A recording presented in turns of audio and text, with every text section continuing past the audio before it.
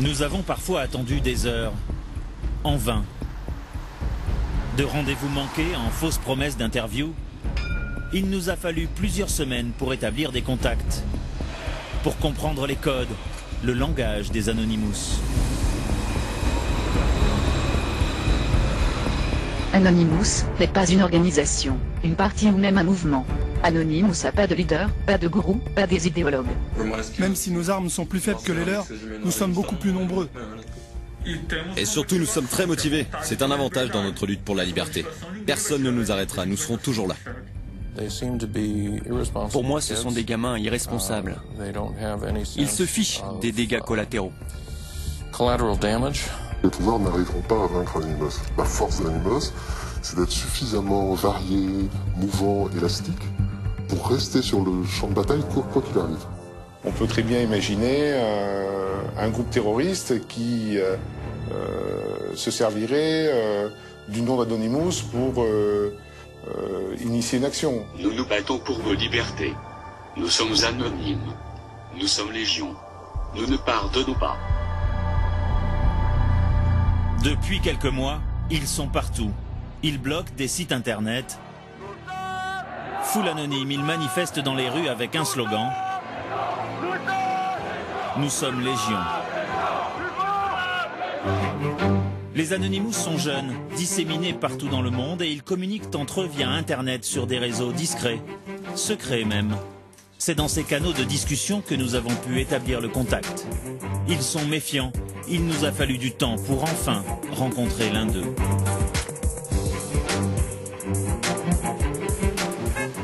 Après plusieurs mails, un premier rendez-vous nous est donné à Lille, dans un bar qui dispose d'une connexion Internet. Ce jeune homme affirme être au cœur du réseau Anonymous. Personne ne se connaît, on se connaît via Internet interposé. On partage des convictions, on partage pas notre vie. Il se dit informaticien et développerait des logiciels. Il va nous expliquer comment bloquer un site Internet. C'est la spécialité des Anonymous, les attaques dites de déni de service. Très simples à mettre en œuvre, il suffit de télécharger un petit logiciel. Son nom, Loïc. Après, c'est un jeu d'enfant. Le principe est simple, c'est comme un sitting, c'est de multiplier les connexions sur un même site, mais de manière instantanée. On a 10 000 connexions qui se font en moins d'une seconde. Le serveur ne peut pas répondre, donc le site, c'est blackout total, il est HS. On n'aura plus de possibilité de s'y connecter. Et par contre, là, avec Loïc, chaque utilisateur envoie ainsi plusieurs centaines de messages sur le site ciblé. S'il y a plusieurs dizaines d'utilisateurs, le site sature et se bloque. Il suffit de taper le site web. Là.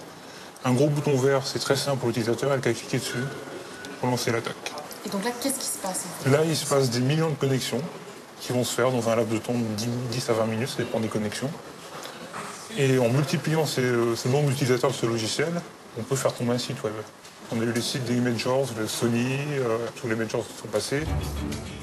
Pas une semaine sans que les Anonymous ne bloquent des sites internet.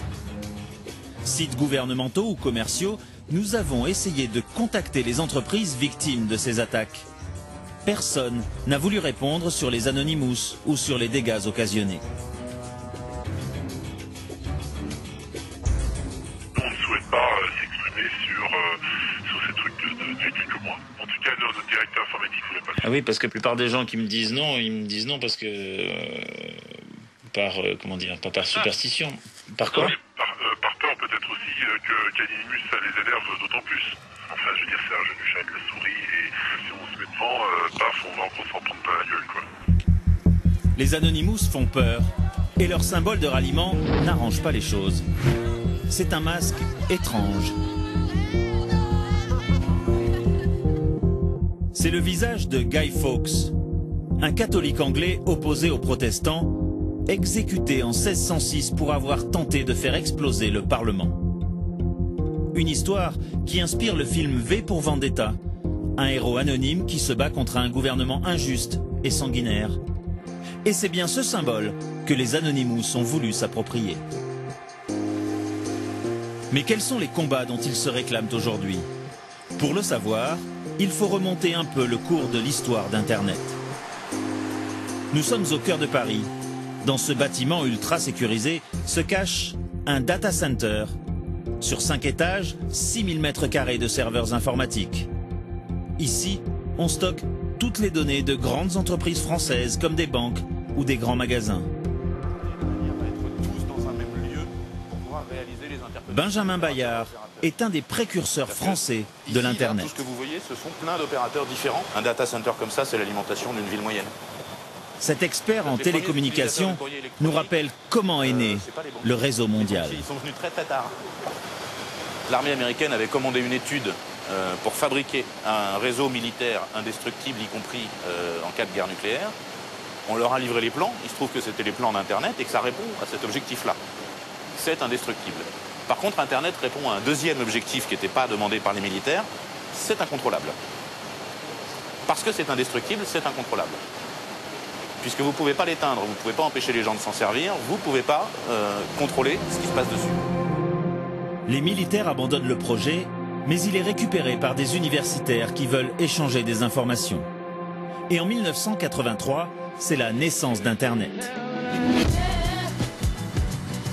Pour en retrouver les créateurs, il faut partir aux États-Unis, en Californie. Direction la Silicon Valley, à côté de San Francisco. Les géants de l'Internet sont tous basés ici. Parmi ces sociétés au chiffre d'affaires vertigineux, une organisation à but non lucratif, l'Internet System Consortium. Et voici Paul Vixie, l'un des pères de l'Internet moderne. Comme vous pouvez le voir, j'avais beaucoup de cheveux à l'époque. Je devais avoir 27 ans. Pionnier d'Internet, Paul Vixie est nostalgique des débuts. Car pour lui, aujourd'hui, le net, c'est surtout ça. Un gigantesque supermarché. On s'est, selon lui, bien éloigné de l'idée de départ.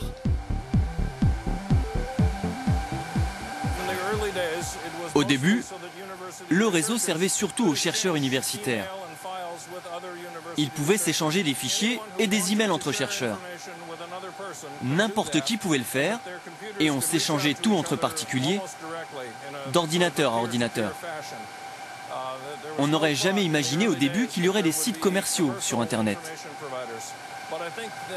Ceux qui se connectent à Internet doivent pouvoir partager n'importe quel fichier avec n'importe qui. C'est ça l'esprit d'Internet. Internet devait donc être l'endroit où l'on pouvait tout dire, tout faire, échanger librement des fichiers ou des idées. À la fin des années 90, vont naître alors aux États-Unis des sites où la liberté d'expression est totale. L'un d'eux se nomme 4chan, un site qui a pour seule philosophie de n'avoir aucune limite. Certains l'appellent même l'anus d'Internet. Cet Américain fait partie des Anonymous depuis les débuts du mouvement. Et pour lui, 4chan, c'est l'ancêtre des Anonymous. 4chan est un forum où les tout premiers membres d'Anonymous se rencontraient, avant même que ne soit créé Anonymous, même avant que les pans entiers d'Internet ne soient construits. C'est la version la plus libre du réseau. À l'époque, c'était un peu comme le Far West. Il n'y avait pas de règlement. Le fondement, c'est qu'Internet doit être complètement libre. Vous devriez pouvoir écrire ce que vous voulez, même si c'est diffamatoire, même si c'est raciste, même si c'est sexiste, même si c'est quelque chose que la plupart des gens trouvent inacceptable. Sur 4chan, personne n'a d'identité. L'anonymat permet de tout faire et surtout de tout dire. Et pour chaque intervenant, le site génère la même signature, Anonymous. Le mouvement est né là, dans cet espace où tout est permis.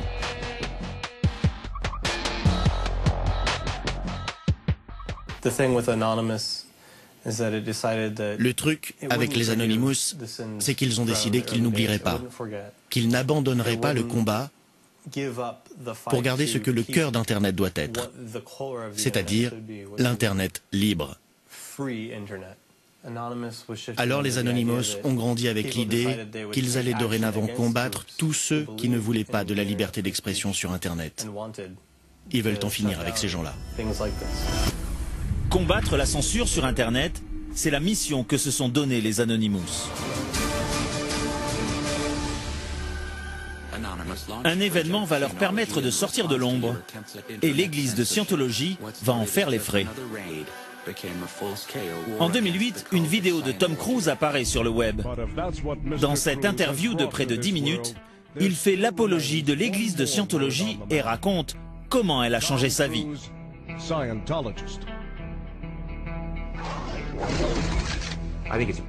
Je pense que c'est un privilège d'être scientologue et c'est une chose qui se mérite. Parce qu'un scientologue agit. Il ou elle a la possibilité de créer une nouvelle réalité et de meilleures conditions de vie. À l'époque, la Scientologie aurait voulu faire retirer l'interview d'Internet.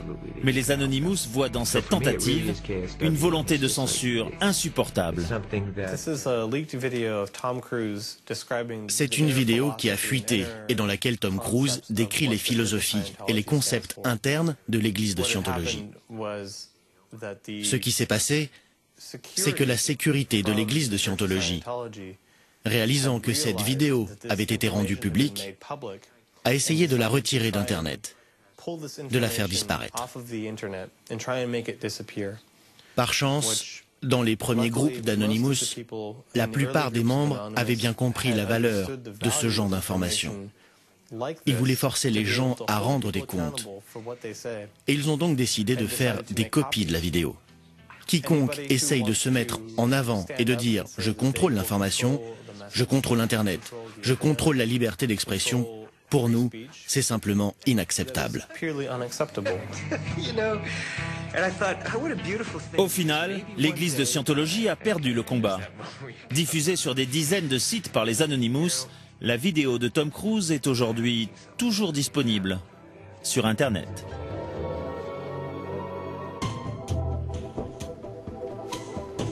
Mais au siège français de l'église de Scientologie, on minimise l'histoire. Pour les dirigeants parisiens, c'est plutôt l'agent de Tom Cruise qui a essayé de faire retirer cette vidéo. Moi, personnellement, je m'en fiche. Et après, c'est pas le combat de l'église de Scientologie de retirer une vidéo de Tom Cruise, quoi. Je veux dire, franchement, on a d'autres choses à faire que de se battre sur ces trucs-là, quoi. Ici, forcément, on n'aime guère les Anonymous. Et le porte-parole de l'Église s'emporte contre ce qu'il appelle du harcèlement. Quand vous attaquez Internet, quand vous faites en sorte de descendre, de faire qu'un site ne soit plus accessible, que ce soit celui de l'Église de Scientologie, celui du Vatican, celui d'une entreprise, quel que soit le site, vous êtes en train de lutter contre la liberté d'expression. La liberté d'expression veut que vous laissiez ces gens-là s'exprimer. Il n'y a aucun courage à être masqué et à s'attaquer à des gens pour leurs croyances. Il n'y a pas plus de courage. Pour moi, c'est les choses auxquelles on peut comparer. Il y a le Ku Klux Klan. C'est le même type de non-courage. Vous voyez ce que je veux dire? On est en groupe, on est masqué, on se sent fort, on s'attaque à une personne qui est noire. Mais on est en groupe, on est masqué, on se sent fort, on s'attaque à un scientologue. C'est pareil. Des années plus tard, Tom Cruise montrera qu'il n'est pas rancunier. Donnez-moi un autographe, s'il vous plaît. S'il vous plaît, un autographe. Allez, monsieur Cruise. Monsieur Cruise. Lors de la première d'un film de la star à Berlin, un Allemand le supplie de bien vouloir lui signer son masque d'Anonymous. Allez, soyez gentleman, signez-le-moi. Vous êtes très cool, j'adore. Merci, merci mille fois. Je vous aime. Tom Cruise a de l'humour. L'église de Scientologie, toujours en proie aux Anonymous, un peu moins. Le mois dernier, à Los Angeles, l'église fêtait l'anniversaire de la naissance de son fondateur, Ron Hubbard. Après 30 ans passés au cœur de la Scientologie, cette femme, Tori Christman, en est devenue une des plus féroces critiques. Mais je te le dis, tu dis des conneries. Tu es une poule mouillée. Avec une dizaine de ses amis, elle est bien décidée à perturber la soirée. Est-ce que vous pouvez la dégager de ma vue, s'il vous plaît? Allez les gars, vous n'êtes pas supposés être là. Allez. Est-ce que je t'ai blessé? Pauvre petit garçon. Ça prouve que tu es une poule mouillée. Vous voyez, ce sont des poules mouillées. Renvoyés de l'autre côté de la rue, les manifestants reçoivent du renfort.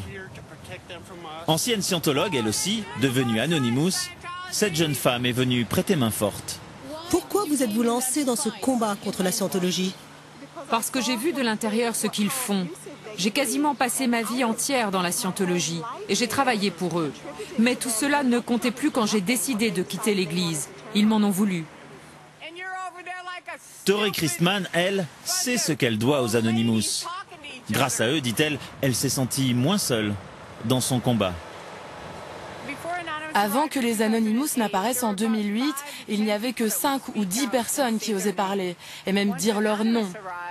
Quand les Anonymous sont arrivés, des gens se sont mis à parler partout dans le monde, et les médias se sont intéressés à notre combat, et ont interviewé d'anciens adeptes. On a écrit des livres, c'était fabuleux, n'est-ce pas? C'est vrai, quand ils sont arrivés, je n'avais plus peur. Le courage revenu grâce aux Anonymous, et grâce peut-être à ce masque qui permet toutes les audaces.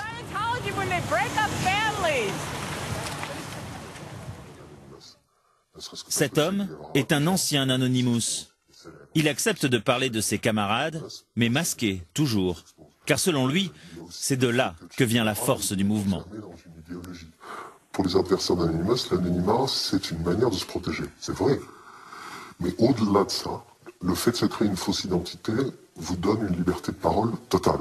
Et cette expérience-là de la liberté de parole totale, dans un monde qui est très censuré, est une expérience très forte. Et ça fait de l'anonymat pas seulement un moyen de protection, mais aussi un moyen de s'exprimer autrement, de ne plus avoir peur de la manière dont on va être jugé par ce qu'on a dit, telle ou telle chose. Ça donne du courage et ça donne de la liberté. Fort de ses premiers succès, les Anonymous vont alors se lancer dans d'autres combats.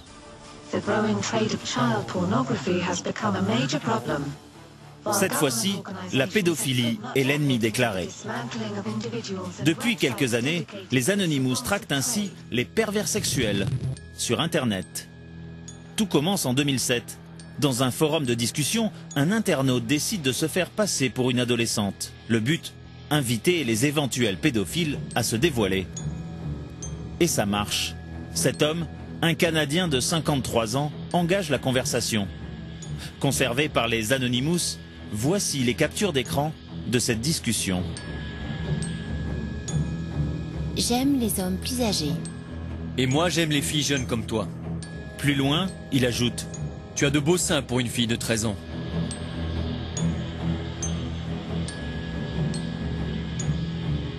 Je te montrerai bien mon sexe, mais mon fils vient de rentrer de l'école. Je dois aller à l'église. Plus tard, il n'hésitera pas à s'exhiber devant celle qu'il croit être une écolière de 13 ans. Les Anonymous vont être impitoyables. Il le dénonce à sa paroisse et à la police de Toronto.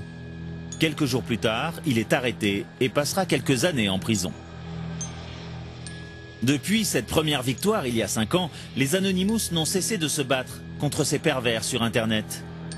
Mais pour rencontrer ceux qui mènent la lutte aujourd'hui contre la pédophilie, il faut aller au Brésil. Ici, il y a plus d'utilisateurs d'Internet que d'habitants en France. Mais le Brésil bat d'autres records. En quelques années, le pays est devenu une des destinations préférées des touristes sexuels. L'UNICEF estime ainsi à 250 000 le nombre d'enfants brésiliens livrés à la prostitution. La pédophilie, cible numéro 1 des Anonymous brésiliens. Et ici, comme partout ailleurs, les Anonymous sont prudents. Satyagraha est un pirate informatique. Il accepte de nous rencontrer, mais par Internet. Il veut nous raconter l'opération Darknet en novembre dernier. Bilan, une quarantaine de sites de pornographie infantile fermés. Parmi eux, Lolita City, où les pédophiles du monde entier s'échangeaient photos ou vidéos. Voici une des pages du site que nous avons préféré occulter. Les images, bien sûr, mais aussi les discussions entre pédophiles sont indiffusables. Suite à cette attaque, contre ces 40 sites, les adresses informatiques des pédophiles ont été rassemblées. Je vous envoie la carte que nous avons faite. Nous avons placé sur cette carte leur lieu de résidence. Il y en a partout dans le monde et quelques-uns au Brésil. Et on a donné toutes ces informations aux polices locales et à Interpol. Mais tout cela n'a pour la police aucune valeur juridique. La manière d'obtenir ces informations est juridiquement illégale. Donc ces preuves ne peuvent pas être acceptées par la justice. Ce n'est pas frustrant pour vous? C'est un problème, c'est sûr. Si le système était mieux fait et acceptait ce que font les Anonymous, ça serait beaucoup plus utile. Mais sans nous, ça serait bien pire. On devrait faire beaucoup plus d'opérations de cette nature pour tenter de faire disparaître ce fléau. Surtout au Brésil. On fait notre possible. Pour les Anonymous brésiliens, l'essentiel est là, avoir mis hors d'état de nuire des dizaines de sites pédophiles. À Brasilia, d'autres traquent également les pédophiles. Ce sont les policiers fédéraux du commissaire Julio César. Ils interpellent une centaine de pervers par an. Si le commissaire salue le travail des Anonymous, il remet en cause leur méthode. Il n'est pas rare qu'ils commettent des injustices. Nous avons le cas ici d'une personne qui a été dénoncée injustement. Il y avait un site raciste et pédophile créé par quelqu'un qui se cachait sous divers pseudonymes. Et plusieurs hackers, dans le but de jeter l'opprobre sur cette personne, ont révélé un nom et une adresse. Sauf que ce n'était pas le bon coupable. Cette personne n'avait rien à voir avec ce site pédophile et raciste. Cette personne, dont le nom avait mal été utilisé, a énormément souffert de voir ses données divulguées et du harcèlement qui a suivi cette dénonciation par les hackers. Car elle n'avait vraiment rien à voir avec ce site pédophile. Pourtant, elle a été la victime dans cette histoire. Quelques étages au-dessus, les policiers d'un autre service s'intéressent aussi aux Anonymous, mais pour les traquer cette fois. Voici l'unité de répression des crimes cybernétiques. Les hommes du commissaire Sobral pourchassent les criminels sur le net, comme les fraudeurs à la carte bancaire. Ils les suivent à la trace informatique et ils utilisent la même méthode pour surveiller les Anonymous. On veut démontrer qu'il est possible de les identifier. Personne n'est anonyme, ça n'existe pas. On laisse toujours une trace. Même s'il est difficile à trouver, il y a toujours un chemin qui a été parcouru. Et notre défi, c'est d'arriver à parcourir ce chemin à l'envers. C'est à cela que l'on s'entraîne. Un entraînement, pour l'instant, car la législation brésilienne ne prévoit pas encore de peine pour ceux qui bloquent des sites, comme les Anonymous. Mais cela devrait changer très bientôt. Le Brésil se prépare à recevoir de grands événements à partir de cette année. On va avoir le sommet des Nations Unies sur le développement durable, la Coupe des Confédérations, les Journées mondiales de la jeunesse, la Coupe du Monde, les Jeux Olympiques en 2016.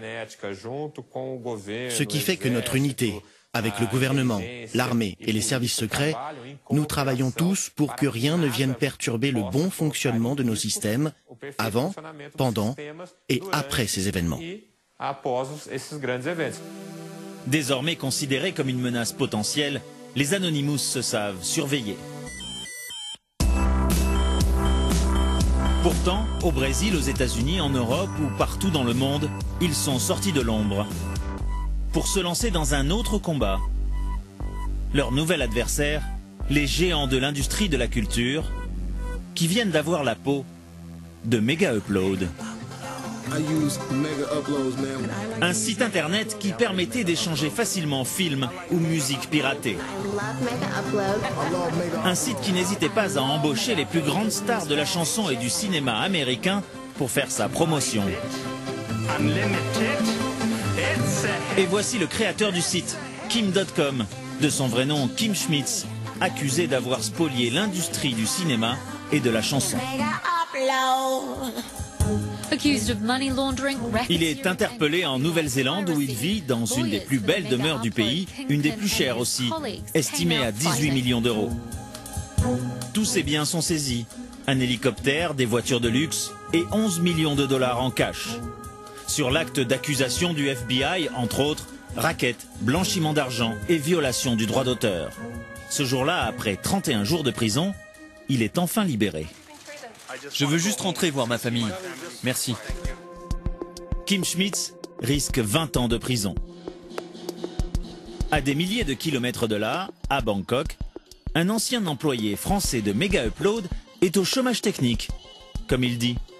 Lui n'a pas été inquiété par la justice. Il connaît bien Kim Schmitz, invité à toutes les fêtes dans la maison en Nouvelle-Zélande. Emmanuel Gadex est un ami de longue date du patron de Mega Upload. Voilà, ça c'est chez lui avant son arrestation, mais ils ont tout viré à l'intérieur de la mansion. Je suis passé là il y a quelques semaines, ils ont enlevé tout le mobilier, même les lustres, la moto, tout ça, tout a été viré tout a été en fait enlevé par les autorités. Il reste juste les poissons dans la cuisine. Aujourd'hui encore, l'ancien directeur technique de Mega Upload ne comprend pas pourquoi les autorités se sont attaquées à leur site en particulier. Il y a des dizaines, peut-être même des centaines de sites qui offrent ce genre de service d'hébergement.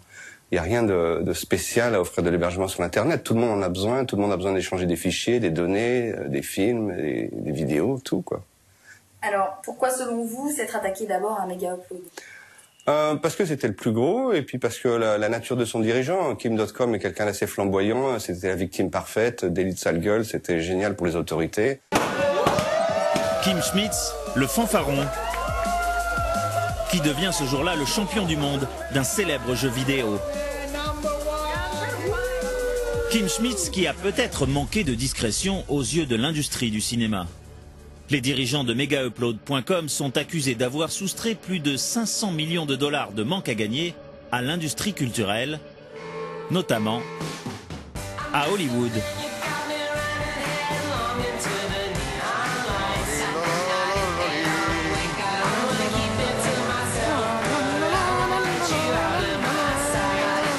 Ce jour-là, toute la presse people est présente. Une des actrices de la série Desperate Housewives et son mari sont tout sourire.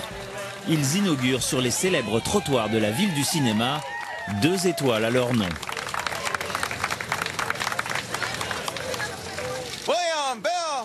Desperate Housewives est une des séries phares de la télévision américaine. Un succès planétaire qui en fait aussi une des séries les plus téléchargées illégalement. Alors pour ces stars d'Hollywood, entre cette récompense et la fermeture de Mega Upload, c'est un grand jour. Le piratage est un problème, on est tous touchés. 5% des acteurs réussissent à vivre du métier. Les autres vivent au jour le jour, au cachet, et ceux qui piratent portent atteinte à leur niveau de vie. Le fait qu'ils aient fermé Mega Upload, c'est quelque chose de positif pour vous? Oui, c'est positif. C'est du vol. Appelez ça comme vous voulez, mais voler, c'est voler. Et à Los Angeles, voler l'industrie du cinéma, ça n'est pas vraiment très bien vu. Ici, il en va des emplois de centaines de personnes.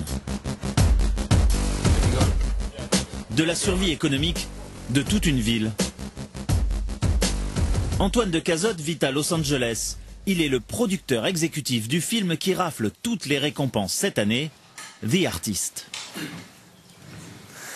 Alors ça, c'est des bons moments récents. Je suis avec Jean, on est à l'after party au Château Marmont et on est bien content.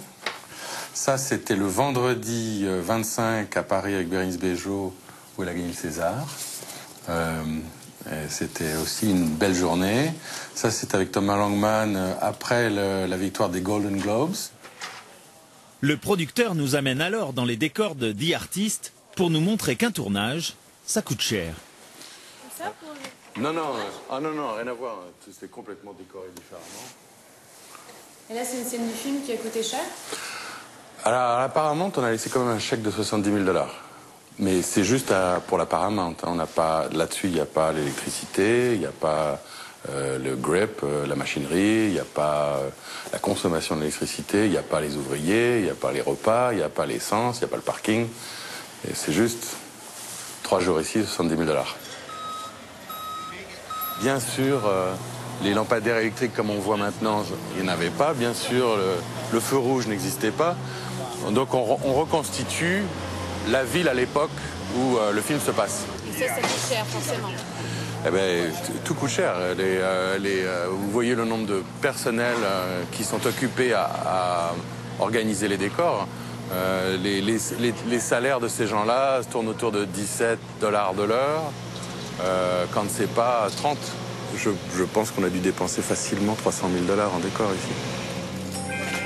Au final, budget du film, 15 millions de dollars. Des montants vertigineux qui justifient pleinement qu'on protège l'industrie, selon les professionnels du 7e art.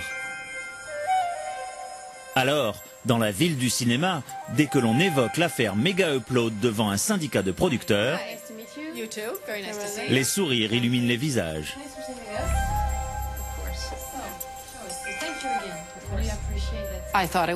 J'ai trouvé ça fabuleux et j'ai trouvé que c'était justifié. Mega Upload fonctionnait beaucoup grâce au piratage. Uniquement aux États-Unis, le téléchargement nous fait perdre 370 emplois par an.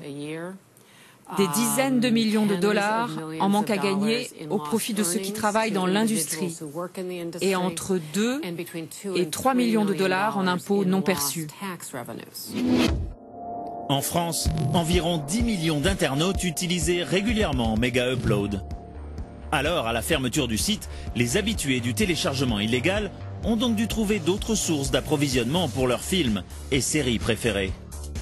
Comme ce jeune homme que nous avons rencontré un soir à Paris. Il se fait appeler Ismaël, il est fonctionnaire et il ne veut surtout pas être reconnu. Je vais sur Mega Upload. Mais Mega Upload est fermé. Le truc, c'est que, bon, ils ont fermé Mega Upload, mais comme vous le voyez, par exemple, ce site, lui, il est encore actif. Mais il y en a des tas d'autres. Ça m'a un peu choqué. Disons que l'affaire Mega Upload démontre que si un pays décide de fermer un site, il peut le faire. D'autres ont aussi été choqués par la fermeture de Mega Upload. Les Anonymous, ils y ont même vu une déclaration de guerre. Fermeture de Mega Upload. Anonymous lance une vaste attaque des DOS sans représailles. Les sites d'Universal, de la Warner, du syndicat des producteurs sont neutralisés pendant quelques heures. Adopi, la haute autorité qui lutte contre le téléchargement illégal en France, a aussi été attaquée. Les Anonymous entendent ainsi venger ceux qui piratent films et musiques et qui se font prendre. Dorénavant, avec Adopi, après 2 avertissements, l'internaute peut se retrouver en justice.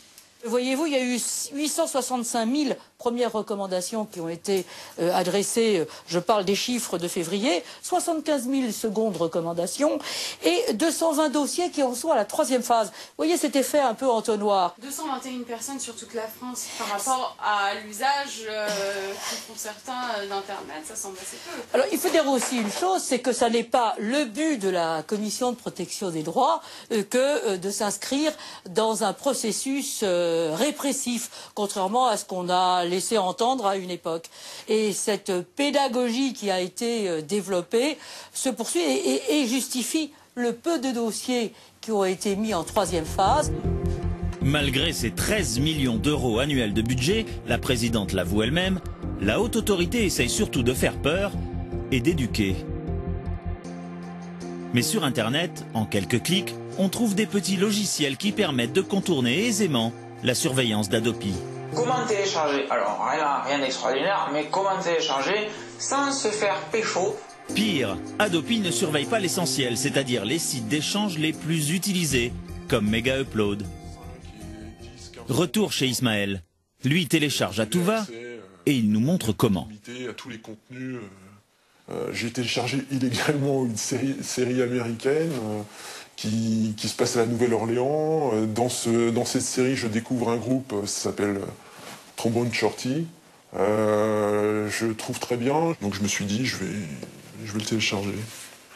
Donc je suis allé sur un site. Vous avez un lien vers le site équivalent Mega Upload, où est stocké le disque en question. On vous sollicite tout de suite pour un abonnement premium de 1 mois, 75 jours, 180, etc. Si on a un compte non premium, Ça dure un petit peu plus longtemps. Après, bon voilà, il y a des petits dispositifs. Vous payez quand même quelque chose, là? Là, je paye rien du tout, là. Je télécharge. Voilà, dans une vingtaine de minutes, une quinzaine de minutes, j'aurai le disque. Ce que vous venez de faire, c'est légal? C'est illégal? C'est illégal. Combien il y a de pourcentage de chances qu'Adopi vous attrape la main dans le sac? 0. Pourquoi? Parce que c'est un système qui n'est pas surveillé, qui n'est pas dans le périmètre d'Adopi. Adopi surveille les échanges de particulier à particulier. Ça, en fait, c'est un site qui est un serveur qui héberge dans un paradis numérique, comme il existe des paradis fiscaux, tout un tas de fichiers. Ismaël télécharge surtout de la musique, plusieurs albums par semaine. Mais pour lui, ce n'est pas du vol. C'est la société qui ne s'est pas adaptée à Internet. Moi, j'ai pas l'impression du tout d'être un rebelle. J'ai plutôt l'impression d'être normal. Et moi, de mon point de vue, c'est plutôt la législation qui est déviante.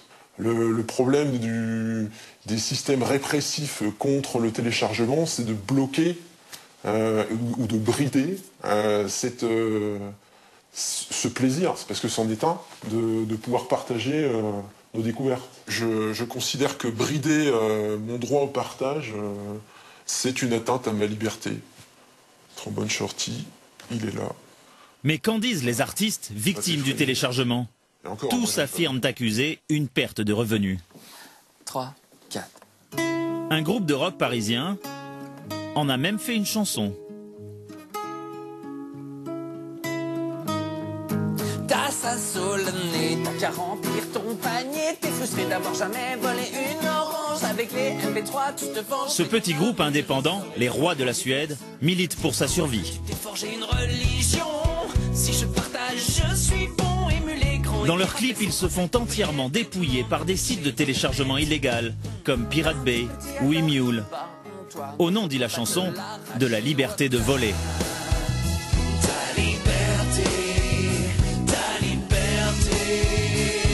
voler.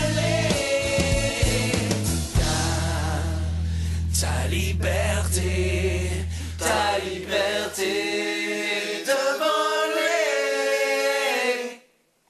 Vous vous sentez vraiment pillé, vous, parce que là, dans votre clip, on vous voit être dénudé par Pirate Bay. Déjà, premièrement, quand t'as vu le clip, tu en pensais quoi? Je veux dire, à la fin, quand on est nu, tu pensais... Couper ce passage-là, en fait. Pour savoir. Voilà, c'est un des seuls trucs sur lesquels on est prêt à revenir sur ce clip, c'est qu'effectivement, on n'était pas en grande forme physique et on s'est rendu compte qu'on aurait pu donner une meilleure image de la lutte anti-téléchargement. C'est assez rigolo de voir le petit argumentaire en fait que les gens se sont montés en fait au fur et à mesure. Ils sont bâtis une sorte de petite religion. C'est ce qu'on dit dans la chanson. C'est voilà, si je partage, j'ai pas à être inquiété parce que c'est juste du partage et que je ne prends rien en fait. Alors ils veulent pas voir le vol de propriété intellectuelle, ils veulent pas reconnaître le droit d'auteur. C'est qu'il y a vraiment un truc pseudo-libertaire où vraiment il faut tout casser, mais en fait il faut juste tout casser sur Internet. En fait, quand on analyse bien le truc, c'est qu'en fait voilà, ils sont prêts à faire la révolution sur Internet, mais dans la vie de tous les jours. Alors là, si ça vient les toucher eux, faut pas qu'on leur prenne leur ordinateur ou quoi, sinon c'est foutu. Quoi. En fait, je pense que cet argument de culture gratuite pour tous, je voudrais que ceux qui en parlent, qui disent il faut faire ça, je voudrais qu'ils essaient d'en vivre avant, et puis après on voit s'ils ont envie de faire ça. C'est pas si grave que ça, hein, ça fait une sorte... La chanson Ta liberté de voler est disponible gratuitement sur leur site. Musique, films, on peut quasiment tout télécharger aujourd'hui, légalement ou illégalement. Un homme se bat contre le vol sur Internet. Voilà. Il est président de la Gaumont, mais aussi président de l'association de lutte contre la piraterie audiovisuelle, l'ALPA, que tout le monde connaît pour ce petit film. Diffusé en boucle il y a quelques années dans les salles et sur les DVD, ce clip vidéo résume bien sa pensée. Le téléchargement illégal, c'est du vol, et selon lui, Internet ne peut pas être une zone de non-droit. L'humanité se fonde d'abord sur des valeurs. Les philosophes grecs, les Lumières, les philosophes modernes. Et qu'une technologie ne change pas les valeurs. Que ce qu'ils appellent le partage, j'ai le regret de dire que c'est du vol. On partage quelque chose qui vous appartient. C'est plus agréable de télécharger gratuitement. Oui. Bah écoutez, On est tous d'accord, c'est plus agréable d'avoir une voiture gratuite. Leur concept juridique de propriété, d'identité ne s'applique pas à nous. Rejoignez-nous. Aidez-nous à défendre notre maison, l'Internet. Deux discours inconciliables. Pour les Anonymous, empêcher le téléchargement illégal, c'est aussi empêcher la libre circulation des idées, de la culture. Et quand le monde réel cherche à réglementer Internet, les Anonymous repartent en guerre. L'ACTA, voici le nouvel ennemi des Anonymous et internautes du monde entier, car cet accord commercial anti-contrefaçon prévoit aussi un contrôle renforcé sur Internet. Aujourd'hui, à cause de l'ACTA, Internet va commencer à être censuré. Et c'est dommage. On n'a pas tellement envie d'être fiché. On a le droit d'avoir une vie privée. On a le droit d'être anonyme sur Internet. Négocié dans le plus grand secret pendant 3 ans, l'ACTA devrait être bientôt voté au Parlement européen. Et chez les partisans de ce que l'on appelle l'Internet libre, la lutte s'organise. Ces jeunes activistes se battent pour protéger la liberté sur le net qu'ils estiment. Ici, on décortique le texte du traité, article après article. C'est, je crois, 23 pages d'un jargon juridique particulièrement compliqué, parfois particulièrement vague. Pour Jérémy Zimmerman, ce texte est une vraie menace pour la liberté d'expression. Avec les sanctions pénales qui pèsent sur tous les acteurs de l'Internet, on leur met un flingue sur la tempe en disant « Hey, monsieur Orange, monsieur Google ou monsieur n'importe qui », soit on t'amène devant les tribunaux et on va te flinguer pour complicité d'infraction à une échelle commerciale, soit tu vas être bien gentil et tu vas coopérer avec nous. Et quand on va te demander de couper l'accès à lui, ou d'enlever tel site de l'Internet ou de le rendre inaccessible à tes utilisateurs, tu vas être gentil, mais tu vas le faire le petit doigt sur la couture du pantalon. Et c'est ça le but de l'ACTA, c'est littéralement de privatiser la répression sur Internet. C'est quelque chose de complètement intolérable. Pour ces activistes, nous sommes tous concernés. L'ACTA transformerait les opérateurs qui vous fournissent Internet chez vous en police privée. Ces mesures, ces sanctions pénales, ne vont pas vous concerner vous directement, mais utilisées comme une menace sur votre fournisseur d'accès, elles vont peut-être forcer votre fournisseur d'accès à vous couper l'accès à tel ou tel site, à vous réduire le débit ou à prendre quelques mesures répressives. Maintenant, il faut se faire entendre là où tout va se décider. À Bruxelles. Au Parlement européen, c'est l'agitation. 3 jours de débats et de réunions, les commissions mettent la dernière touche au traité. Pour l'occasion, les activistes de toute l'Europe se sont donné rendez-vous au Parlement. Voici leur camp de base, dans un recoin de la cafétéria, avec les moyens du bord. Il y a Géraldine qui vient du Mexique, Mike qui vient de Pologne, il y a Marcus qui vient juste de partir et qui lui est en Allemagne. On est interconnectés par des dizaines de canaux de communication, mais l'idée c'est voilà, de pouvoir venir physiquement faire quelque chose ensemble dans le Parlement européen. Et le militant va profiter d'une conférence de presse avec les commissaires rapporteurs de l'ACTA pour passer à l'action. Jérémy Zimmerman pense que le texte est trop flou, qu'il laisse trop de place à d'éventuelles interprétations liberticides. S'il y a tant de différentes interprétations du texte avec ACTA, est-ce que le flou dans la rédaction même du traité ne mérite pas qu'on le rejette, au moins pour cette raison? Je suis d'accord avec vous. Nous essayons de réparer certaines parties du texte qui sont vagues. Il y a des problèmes importants dont nous devons débattre et nous essaierons de tirer cela au clair dans les mois qui suivent. Attendez, je vais juste l'attraper. Il faut que j'arrive à le rencontrer dans les jours qui viennent, pardon. L'internaute veut approcher le rapporteur européen de l'ACTA et obtenir un rendez-vous. Il veut lui exposer en tête-à-tête ses arguments contre le traité. On pourrait discuter des larges possibilités d'interprétation du texte, notamment au niveau des sanctions pénales. Petite discussion informelle, et le rapporteur européen semble consentir à un rendez-vous. Ce qu'il m'a donné, c'est la carte générique de son bureau. J'ai essayé de lui demander un contact direct, il m'a donné la carte avec le numéro qui conduit à son standard. Donc je sais que je serai filtré. Et moi, j'ai bien demandé explicitement, je peux vous joindre directement. Il m'a sorti cette carte pour que je passe au travers de ses assistants. Donc il avait l'air ouvert et souriant, etc. On va voir maintenant si j'arrive à le joindre, si j'arrive à lui parler, et si une fois qu'on a parlé, ses actes correspondent à sa parole. Pas me prendre pour un schtroumpf non plus. Le texte devrait être voté en juin prochain. Mais devant l'ampleur de la contestation, plusieurs États membres ont déjà annoncé leur intention de voter contre ACTA. Si les activistes du net remportent une victoire au Parlement européen, c'est aussi grâce à une mobilisation planétaire. Comme ici au Brésil. Nous sommes à Sao Paulo. Après plusieurs semaines d'approche, ces deux hackers ont accepté de nous rencontrer. Eux aussi se battent contre ACTA. L'un d'eux s'apprête à bloquer un site européen qui lutte contre le téléchargement illégal. J'utilise 25 ordinateurs auxquels j'ai accès pour attaquer ce site. Alors, allons voir maintenant si le site est bloqué. Ces 25 ordinateurs, ce sont des ordinateurs d'amis. À qui ils appartiennent? Ce sont des ordinateurs auxquels j'ai accès. Tu comprends? Auxquels j'ai réussi à avoir accès. Et je les utilise pour ces attaques. C'est simple, je les ai piratés. Pour cette attaque, Tariki a rejoint des Anonymous du monde entier. Ils sont presque une centaine dans cette opération. Au final, ce site anti-piratage va céder devant les attaques des Anonymous. Ces organismes qui sont en faveur d'ACTA, nous on les empêche de fonctionner sur Internet.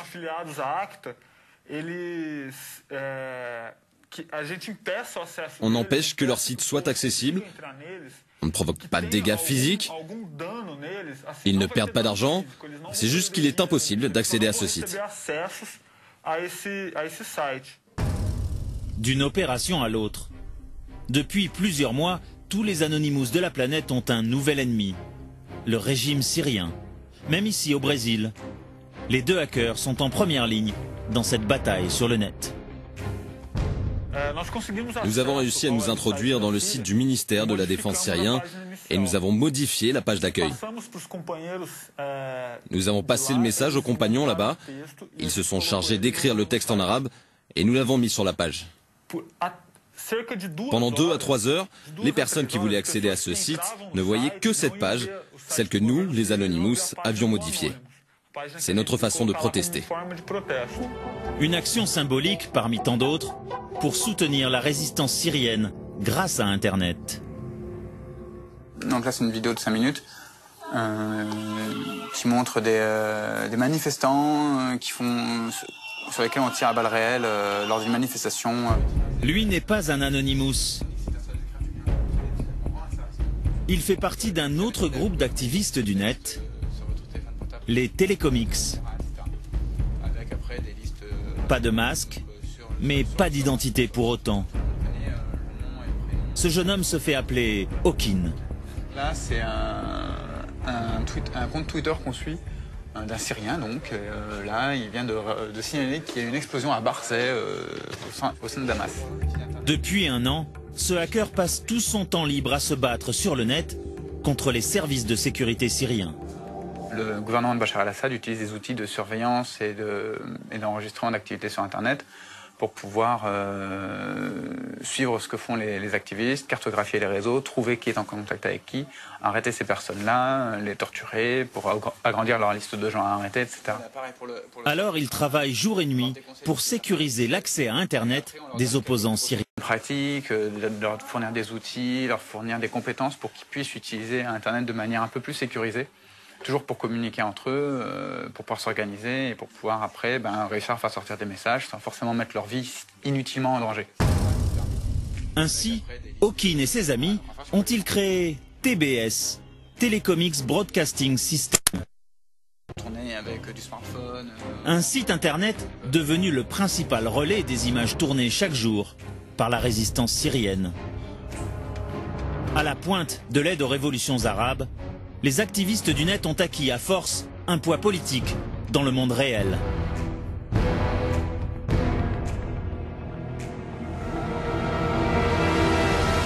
Un Anonymous aujourd'hui a clairement plus de pouvoir que le militant de base d'un parti politique.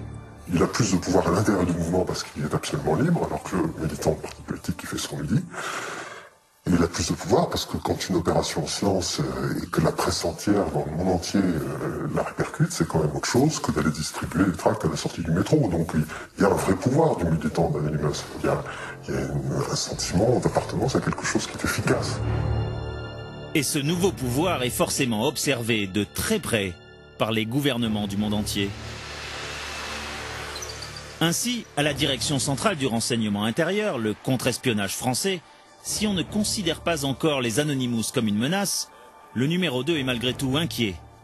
L'anonymat pourrait cacher bien des dérives. On peut très bien imaginer un groupe terroriste qui se servirait du nom d'Anonymous pour initier une action. Quand je dis ça, on peut l'imaginer, mais on ne l'a jamais constaté, on ne l'a jamais vu.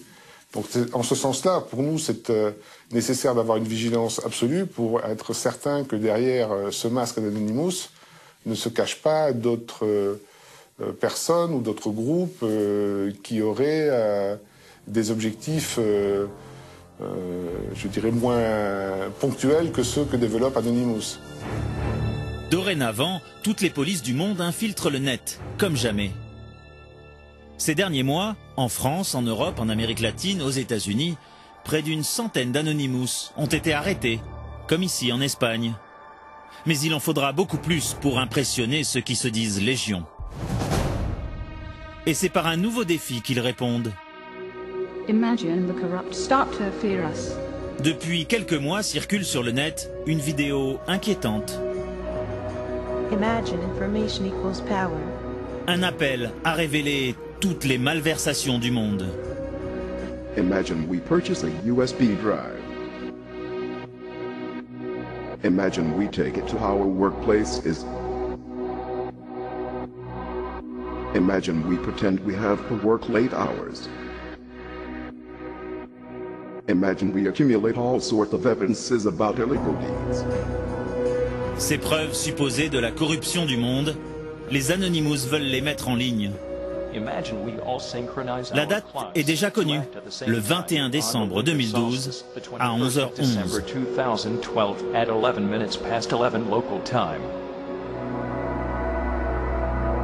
Imagine we leak it all. We are anonymous. We do not forgive. We do not forget. Le rêve de tout Anonymous, enfin réalisé, la transparence totale, grâce à Internet.